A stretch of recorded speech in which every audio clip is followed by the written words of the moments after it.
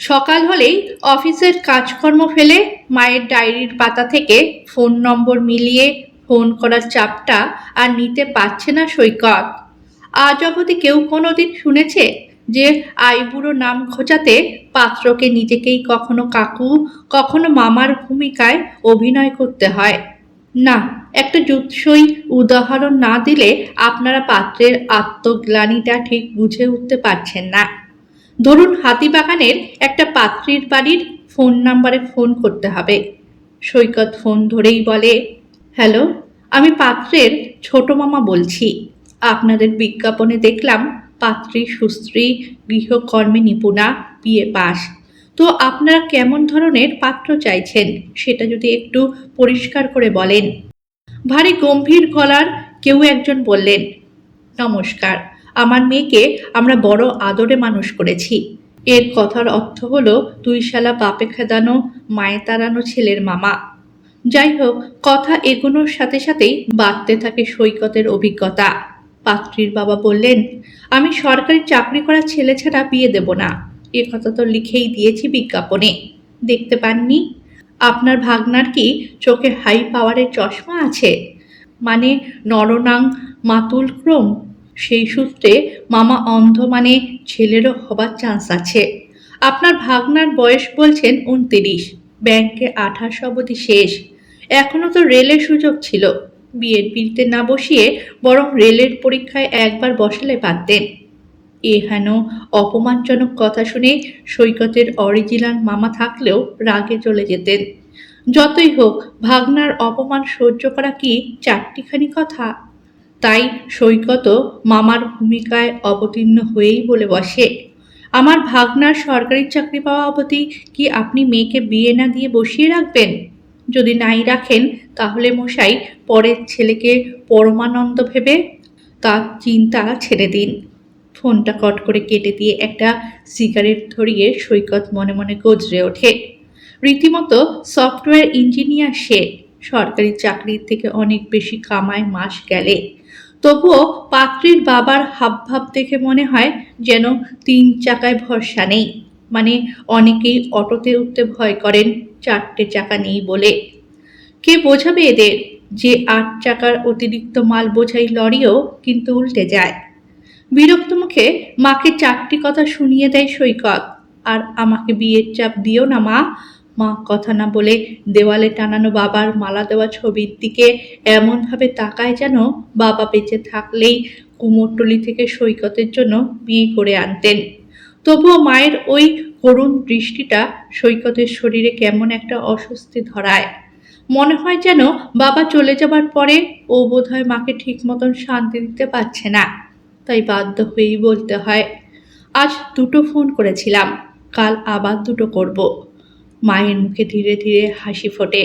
তারপর মাথায় হাত বুলিয়ে বলেন, আমার এমন চাঁদের টুকরো ছেলের মেয়ে জুটবে না তাই কি হয়? মায়েদের কাছে সব ছেলেই চাঁদের টুকরো। টুকরো কি, বরং জলজ্যান্ত গোটা চাঁদ। কিন্তু বিয়ের বাজারে আবার সরকারি চাকরির চাহিদা বেশি। তাই অগত্যা পাত্রের কাকা মামা সেজে সৈকতকে বেশ ঝাড় খেতে হচ্ছে। মা বলল, তাহলে কাল থেকে না হয় ফোনগুলো আমি করি। সৈকত প্রায় আঁতকে উঠল। মা এখনো জানেই না এই নীলগ্রহেই আজও বাস করে বিলুপ্ত প্রায় প্রজাতির কত কত প্রাণী, যাদের ধারণাই নেই যে বেশ কিছু বছর ধরে সরকারি চাকরির হাল বেজায় খারাপ।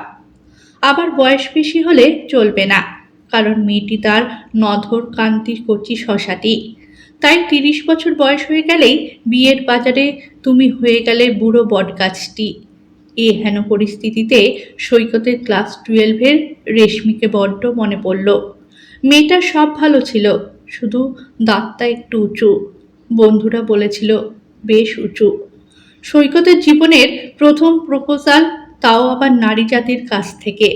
মানে মেয়েদের কলেজের গেটে গোলাপ হাতে লেডি কুত্তার মতো দাঁড়িয়ে না থেকেও যে প্রস্তাব নিজে পায়ে হেঁটে এসেছিল ওর কাছে, তাকে ফিরিয়ে দিতে মন সায় দিচ্ছিল না আর কি। কিন্তু ওই যে বন্ধু নামক বহুরূপী শয়তানগুলো, যারা চায়নি তারা প্রেমবিহীন থাকাকালীন সৈকতের জীবনে বসন্ত নামক, তারাই বেঠিক পথে চালনা করেছিল ওর সরল বুদ্ধিকে। বলেছিল রেশমির দাঁত উঁচু, সৈকতেরও উঁচুর দিকে। তাই ফুলশয্যার রোমাঞ্চঘন রাত নাকি 5 ডিগ্রি সেলসিয়াস শীতের সকাল হয়ে দাঁড়াবে। দাঁতে দাঁত ঠোক্কর লাগবে, চুমু নামক বস্তুটা নাকি নেহাতি অধরা থেকে যাবে সৈকতের কাছে। আরো বিজ্ঞ বন্ধুর বক্তব্য ছিল, হ্যাঁ রে সৈকত, তুই আজীবন বাবা ডাক না শুনেই কাটিয়ে দিবি?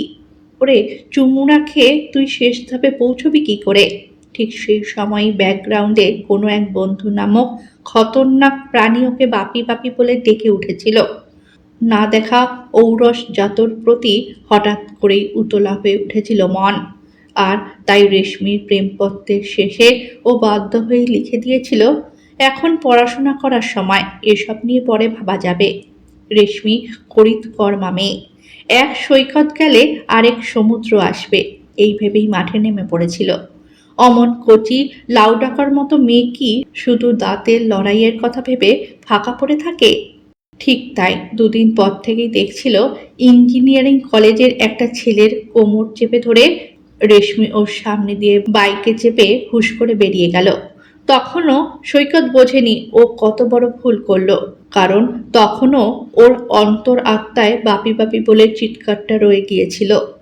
মাত্র মাসখানেক আগে তো সৈকতের নিজের জুতো কামড়াতে ইচ্ছে করছিল, যখন দেখলো একটা ফর্সা টুকটুকে ছেলে কোলে নিয়ে রেশমি গাড়ি থেকে নেমে মলে ঢুকলো।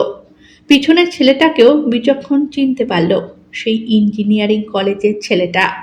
সেই মুহূর্তে সৈকতের মনে হয়েছিল জীবনে রিস্ক নেওয়া উচিত, আর বন্ধু নামক ভয়ঙ্কর প্রাণীগুলোকে ধারে কাছে আসতে দেওয়া উচিত নয়। এরা জীবনে সুবুদ্ধি দেয়নি, অল্প বয়স, তাই নিজেও সিদ্ধান্ত নিয়ে উঠতে পারেনি। এই বন্ধুদের পাল্লায় পড়ে ওর আরেকটা হব হব বিয়েও ক্যান্সেল হয়েছে। গত বছর বন্ধুদের নিয়েই দেখতে গিয়েছিল ওই বেলঘড়িয়ার মেয়েটাকে। মেয়েকে অপরূপ সুন্দরী না বললেও বেশ একটা আলগা চটক আছে। মেয়ের বাবারও যে খরচে হাত সেটা বুঝতে পেরেছিল ওদের প্লেটের ভীমনাঙের দোকানের মিষ্টির বহর দেখেই। হঠাৎ বন্ধু নামক কালসাপগুলো গুজগুজ করে বলল, মেয়েটার মাথার চুলগুলো একটু বেশি কালো লাগছে। আরেকজনের চটজলদি উত্তর, একদিন নিউ মার্কেটের ভিতরে চল, তাহলেই বুঝতে পারবি কত রকমের পরচুলা হয়। ও, কি সব বাহার তার! কথাগুলো সৈকতের কানে আসতেই সেই ভীষণ কাণ্ডটা বাঁধিয়ে ফেলেছিল ও। ক্লাসে একমাত্র ওই পড়া পারদের মতো কনফিডেন্স নিয়ে বলে বসেছিল, আপনার মাথার চুলটা কি অরিজিনাল? চোখের সামনে মেয়েটির রূপের পরিবর্তন লক্ষ্য করেছিল সৈকত। মেয়েটার নাকের পাটা ফুলে লালচে হয়েছিল, হাতের মুঠো শক্ত হয়েছিল। তারপরেই ঘরের সকলকে চমকে দিয়ে সৈকতের মাথার এক খামচা চুল টেনে ছিঁড়ে বলেছিল, যা ভাগ, নিজের অরিজিনালিটি পকেটে নিয়ে অবিবাহিত হয়ে ঘুরে বেড়াতে হবে তোকে। সেই মুহূর্তে না বুঝলেও 1 বছর পরে সৈকত বুঝতে পেরেছে উনিই ছিলেন একালের খনামা। ওনার কথা যে এভাবে অক্ষরে অক্ষরে মিলে যাবে তা কল্পনাও করতে পারেনি সৈকত।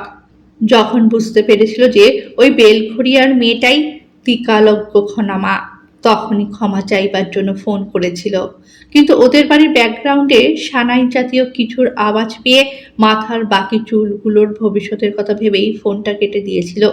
ফোনটা বোধহয় পাত্রীর মা ধরেছিলেন, তিনি আবার ফেক কল ভেবে গালাগাল দিলেন, আটকুড়ে ছেলে কোথাকার। সৈকত বুঝতে পারল এদের পুরো পরিবার জ্যোতিষবিদ্যায় পারদর্শী, না হলে ওর গলা না শুনেই কি করে বলে দিলেন ভদ্রমহিলা যে সৈকতের বিয়েতে ভয়ঙ্কর গেরো লেগেছে। আর বিয়েতে গোলমাল যার, সে যে সন্তানহীন হবে সেটাই তো স্বাভাবিক।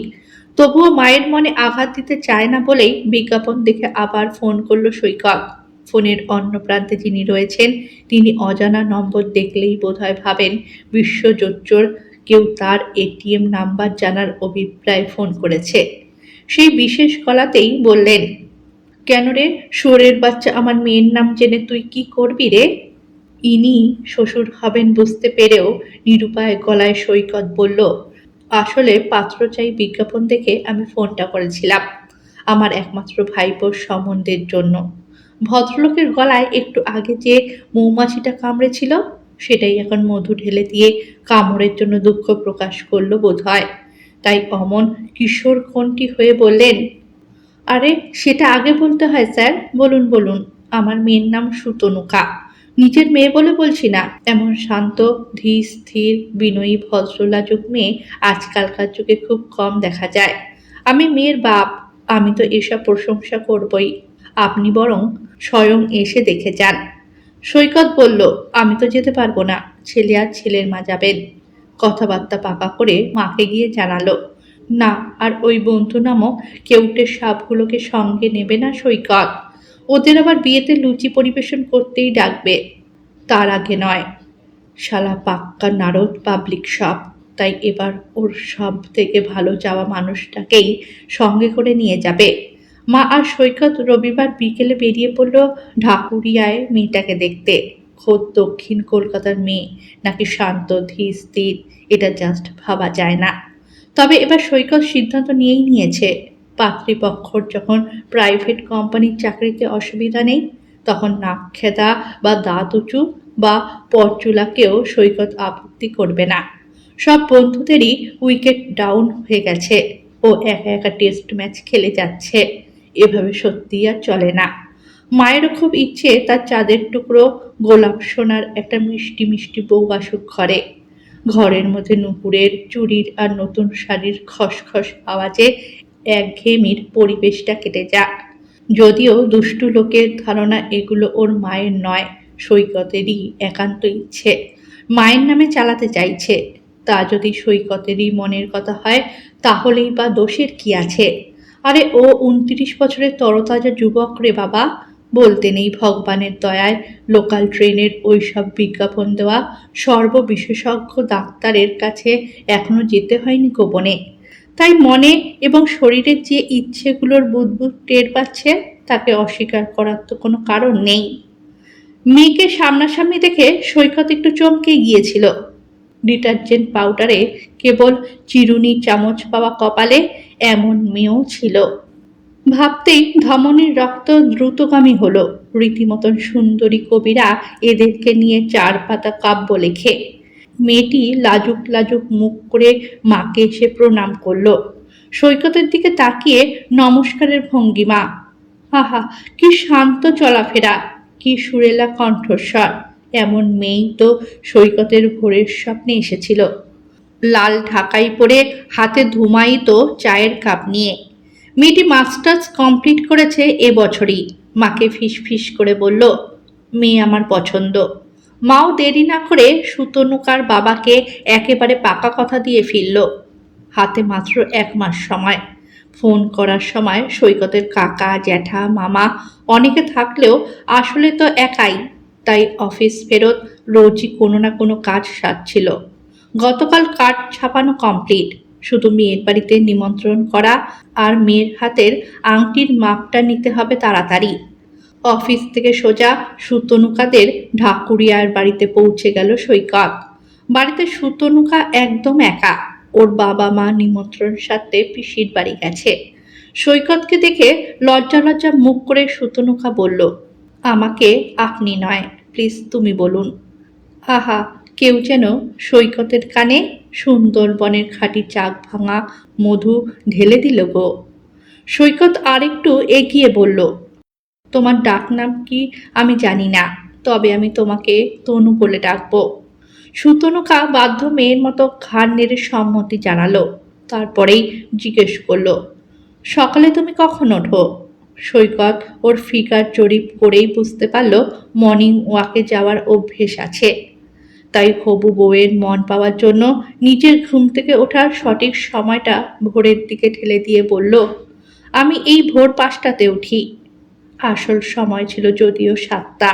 তবে প্রেমে অমন একটু আধটু মিথ্যে চলে। সুতনুকা একমুখ হেসে নরম গলায় বলল, তুমি কি ভালো। আমার তো কেউ না ডাকলে ঘুমই ভাঙতে চায় না। তাহলে বরং বেডটির দায়িত্বটা তুমিই নিও। এমন যার মিষ্টি চাহিদা, তার জন্য ভোরে উঠে চা করাটা সৈকতের অবশ্য কর্তব্য বলেই মনে হলো। সুতনুকা আবার মাথা নিচু করে জিজ্ঞেস করল, তুমি রাতে কখন বাড়ি ফেরো? তার মানে এম.এ এখন থেকেই ওকে মিস করছে, তাই ওর ফেরার সময় জানতে চাইছে। বিয়ের পর ওই গামবাট বন্ধুগুলোর সাথে অফিসের পর ক্যারাম পেটানোটা জাস্ট স্টপ করে দেবে সৈকত। তাই ভেবে চিন্তে উত্তর দিল, এই 8:30 নাগাদ। সুতনুকা অভিমানী গলায় বলল, অত দেরি? ঠিক আছে, আমি অবশ্য 9:30 আগে ঘুমোই না। 9টায় ডিনার, 9:30 ঘুম, না হলে চোখের নিচে ডার্ক সার্কেল আসবে যে। মশারি টানানোর দায়িত্বটাও তাহলে তুমিই নিচ্ছ। উহু, মশা মারার কিছু আমি ইউজ করি না, শরীরের জন্য ক্ষতিকর যে। একটার পর একটা বাউন্সার খেয়ে বেশ জখম হয়ে গিয়েছিল সৈকত। তাই পরের বলটার সময় সাবধানে উত্তর দিতে হবে ভেবেই সুতনুকার, তুমি রান্না করতে পারো সৈকত? কথাটার উত্তর দিয়েছিল, আমি তো গ্যাসই চালাতে পারি না তনু। সুতনুকা বাচ্চা মেয়ের মতন হাততালি দিয়ে বলেছিল, ডোন্ট ওয়ারি, আমি গ্যাস চালাতে পারি, ওটা আমি জ্বালিয়ে দেব। তুমি শুধু রান্নাটা করে দিও। তোমার মায়ের বয়স হয়েছে, আমাদের বিয়ের পর মানে ঘরে বউ আসার পর তাকে পরিশ্রম করানোটা নিহাতি অমানবিকতা হবে, তাই না সৈকত? সুতনুকার আংটির মাপটা নিয়ে ফেরার সময় সৈকতের মনটা কেমন সর্বত্যাগী সন্ন্যাসীর মতো হয়ে গেল। মনে পড়ে গেল সুতনুকার বাবার বলা কথাগুলো। বুঝতে পারল শান্ত ধীর প্রকৃত অর্থ। এখান থেকে ফিরে ক্যাটারিংয়ে যেতে হবে। সুতনুকা বলেছে মেনুতে যেন বাগদা চিংড়ি থাকে, ওটা নাকি ওর দারুণ ফেভারিট।